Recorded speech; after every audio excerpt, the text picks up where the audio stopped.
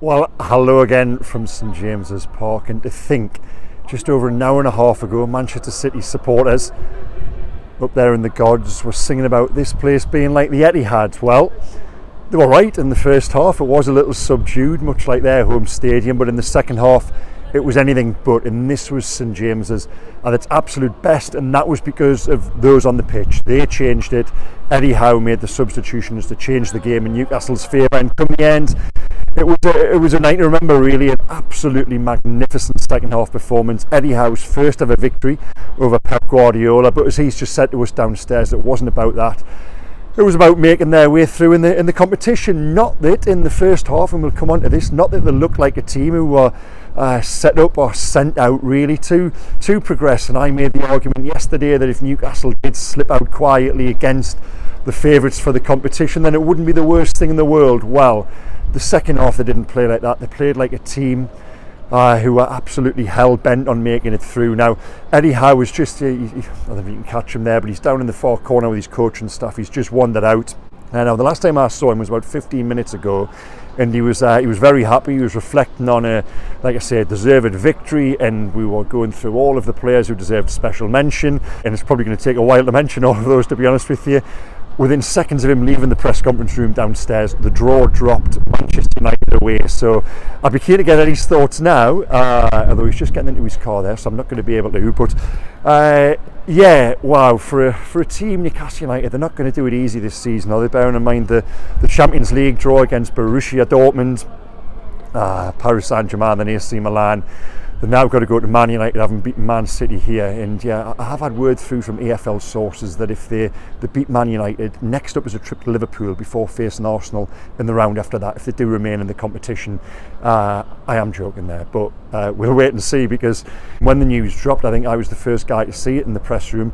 I had the draw on my screen, and no one believed me. Everyone thought I was joking, but no, they will go to Manchester United, and the owners actually, the owners have just passed down beneath us there in front of the dugout, and they were saying bring it on. And I suppose with the confidence of a performance like you've seen there in the second half, why not have that attitude? Because Newcastle were brilliant, and they really did a job on Manchester City. And Eddie Howe, as we said, first win over Pep, and it was a victory for his management, because what changed that game were his changes, and whatever he said in his instruction at half time. They were two completely different halves of football. Man City were absolutely shell-shocked, and read my report, I'll put it in the description below the line, Daily Mail match report. I must admit, after 45 minutes you're working there to give you an insight, you're doing what is called a runner report, you're having to file a big chunk of copy at half time, and the tone of that, I had to go back and rip it up. I could come the end, a lot of it. The tone of that was Manchester City bossing,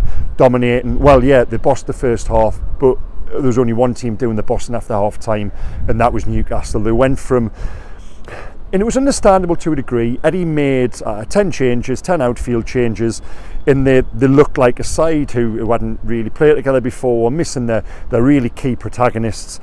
And we'll come on to, we'll analyse the first half a little bit more later on. I don't think that's of importance now, bearing in mind it's the second half that's won the game, and is worth going over, because it was, like I say, quite a tremendous performance. And what set the tone for it? Well, Bruno and Anthony Gordon come on at half time, and just down in front of the dugouts there, after 46, 47 minutes, Anthony Gordon thunders through Mateo Kovacic. He takes the man, ball, the turf, a little bit of everything, puts him up in the air, and Pep Guardiola was furious. Well, that moment, Gordon's challenge absolutely changed the tone inside the stadium, changed the tone of the team. This is a player who, and I've spoken about this a lot recently, is playing with so much confidence, so much aggression, so much belief, so much passion, everything about him. When he's in the team, Newcastle are a different side. It showed down at Sheffield United on Sunday. It was 0-0 when he came on after 12 minutes. They ended up winning by 8. He's changed the game there again. Yet, when it comes to my merit marks later, in this video, he doesn't actually get in the first 3, and I'll explain why. So Gordon comes on, changes it. Bruno Guimaraes as well, he's just walked out there with his dad Dick just down in front of us. Bruno almost seemed to revel in being the White Knight, being part of that cavalry that was sent for after 45 minutes. That was his best half of football there, and against top opposition. One of my criticisms of Bruno has been that while he's had many good games for Newcastle, I don't think he's ever really reproduced that and done that against the very best. He did there, albeit a much changed City side. It was still Manchester City. Interestingly, I don't know if Newcastle fans should be worried on the back of this, but Pep Guardiola, before he made for the referee to moan about Newcastle, quote, kicking his team in the second half, he made straight for Bruno Guimaraes, and there was an exchange there. Whether that £100 million release clause was mentioned, I don't want to alarm you, but yeah, they were locked in a little bit of conversation for 10-15 seconds at the end there. So yeah, Gordon comes on, Bruno comes on, it all changes, and it's just a different stadium. It's a completely different game, atmosphere, vibe, and you knew I'm there, I'm writing my report, that's my job tonight, and I'm thinking this is a different report now. This is heading towards a Newcastle victory. And within 8 minutes of the second half, they get the goal that ultimately settles it. It's scored by Alexander Isak at the far post. That's the easy part. The hard yards are run by Joe Linton. Now, Joe Linton back in the team tonight. We didn't see that coming. We knew he was back in training. We brought you the good news last week that he was edging closer to fitness sooner than we first thought. To see him start tonight there, massive boost for Newcastle. And wow, didn't he look back to the player we know he can be. One crunching tackle through Calvin Phillips in the first half. Actually, I'm 41 minutes. It took Newcastle out of that half for the first time. So dominant were City. Murphy had the first shot and goal on the back of that, but all in all, that first half wasn't great. But it's Joe Linton who bursts by 3 City jerseys for the goal, goes towards the byline, squares it for Alexander Isak. He's at the far post, and like I say, that's the easy part. They've still got then 40 minutes to see out against a very good Manchester City team, a brilliant Manchester City team who, like I say, had suffocated Newcastle in the first half. And at half time, it felt almost, me and a colleague said, we've seen this game before, Manchester City just go on to win 2-0. Not so. And the challenges Guardiola complained about, and he's just said to us downstairs, his team were kicked. I asked him, what do you mean by that? He said, well, how many times did they foul us?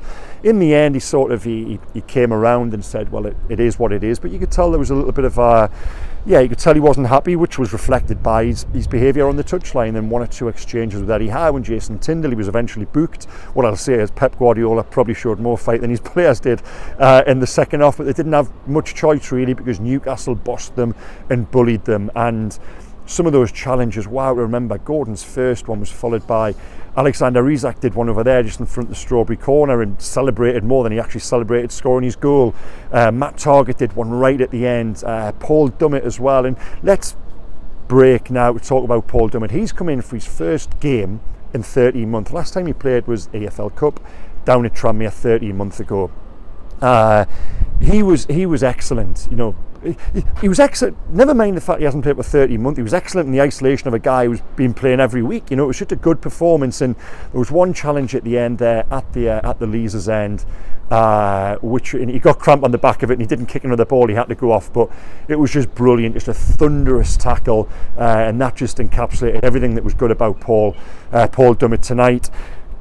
He went off in a deserved standing ovation, and Eddie Howe's just spoken downstairs there about the decision to keep him at the club, not just for nights like this, but for everything you get with Paul behind the scenes, setting that sort of standard in training. So hats off to him. Thought he was brilliant. And in the first half, like I say, as much as City dominated, they didn't really have any chances, never really looked like scoring, and because of that, special mention to Jamal Lascelles. Jamal Lascelles hasn't played much under Eddie Howe, and we've often wondered, what's happened to Lascelles as a player. I don't mean that negatively. I mean as in Eddie Howe has improved so many players. Let's see what he's actually done to Jamal Lascelles. He came in there tonight, and there was a sign that if Lascelles needs to be called upon more often, perhaps huge strides have been made on Eddie Howe, even on the training pitch. He was very good. And special mention as well, it was his pass through the lines to Jacob Murphy which actually set the ball rolling for Newcastle's only goal. So yeah, so I've got a few names to get through in analysing just why Newcastle came back and won quite deservedly like they did. And this leads me on to, I might as well switch to the merit marks now. The 3 stars goes to a player I haven't even talked about, and that is the full debutant TINO Livramento. In the challenge at the end he makes on Matheus Nunes, 84 minutes I think it is, he's going through on goal. That is a game winning tackle. It's brilliant, the way he recovers, gets his leg around. If he doesn't make it, either 2 things happen: he either gives away a penalty and he's sent off, or he doesn't make it and Matheus Nunes scores. Fantastic, but it wasn't just that. It was everything about his performance, and you saw there tonight why Newcastle have invested £30 million to make him the long-term successor to Kieran Trippier. And Trippier might have just been watching that. As much as I've praised him in recent weeks and said there's a lot of life and a lot of legs left in his 33-year-old body yet, he might just have watched that there tonight and thought, yeah, wow, I might have to switch left back. TINO Livramento was brilliant and deservedly got the television man of the match. He gets my 3 stars. 2 stars goes to Joe Linton.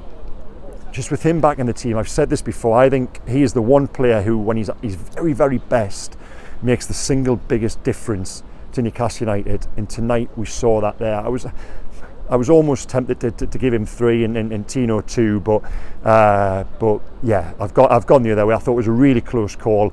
Joe Linton got to grips with Calvin Phillips in there, and he looked like the Brazil international, and I think he put the England international Phillips in the shade. And my 1 star, Dummett. For the reasons I've already mentioned, I just thought he was fantastic and rightly won that acclaim from the crowd and from Eddie Howe afterwards. Jamal Lascelles would have been a contender for that, as would, like I say, Gordon and Bruno for the impact they had in the second half. To go back to the first half, let's not labour the point, but it wasn't good. I thought another player I'm going to mention, because in my half-time tweet I said that Tonali was struggling, he was giving the ball away, which he was, you can't deny that, and a couple of people jump on it and say, why are you always picking on Tonali? Well, I'm not picking on Tonali, I'm commenting on his performances, and I'm giving a true reflection of what I saw there, and the vast majority of people agreed. But in the second half, absolute credit to him, he was a different player. He seemed to grow in confidence from this time having Bruno alongside him, and we've questioned the merits of him and Bruno together.